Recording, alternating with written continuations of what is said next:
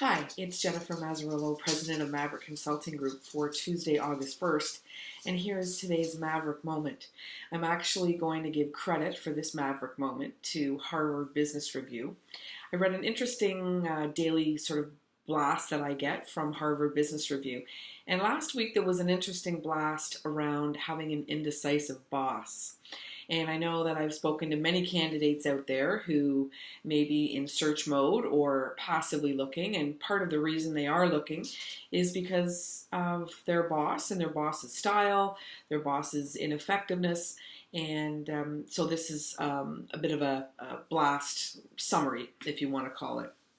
So, I've had situations where I've had indecisive bosses, and it is tough. You want them to make a decision on an important strategy or an important project, and when they're indecisive, you're really getting no direction. So you don't know what they expect, you don't know what you're supposed to be doing, and so it's a little bit difficult. So one of my suggestions that I'm taking from this article, so it's not my suggestion, I'm giving them full credit, but I'm sharing the free content with you in case you're not an HBR subscriber.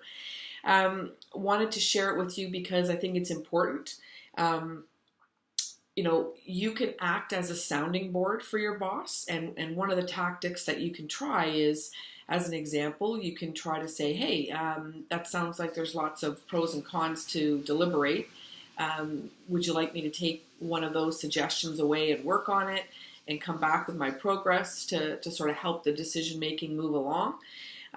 You can also ask some pretty pointed questions and provide your insight, provide some analytical data that might help back up a decision one way or the other. And the other thing is, you can obviously offer your own personal perspective.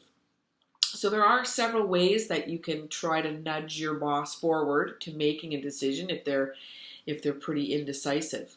The other thing that you can do, and certainly this would be channeling your inner maverick, would be to try to take charge.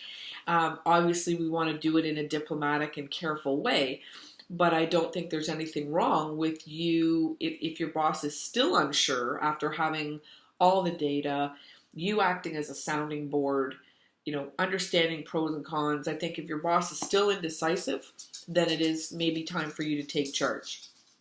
Now, you must also remember an indecisive boss, as I said at the beginning, an indecisive boss is a sign to the rest of the organization that he's pretty, or she is pretty ineffective. So ultimately, that conclusion is bad for you both. So you want to take that into consideration. You want to take that to heart. And any of you indecisive bosses out there, take note. Your indecisiveness is being looked at.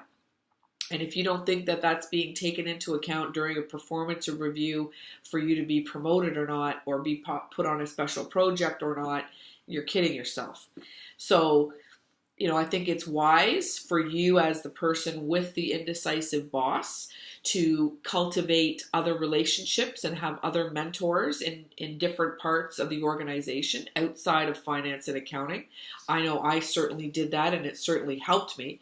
But you really do need people to have your back. So if you think about it that way, having an indecisive boss can not only cost your boss, but can also cost you. And I'm here to help you with some free advice, free content, but certainly giving you a Maverick perspective. So hope you have a great day and take care.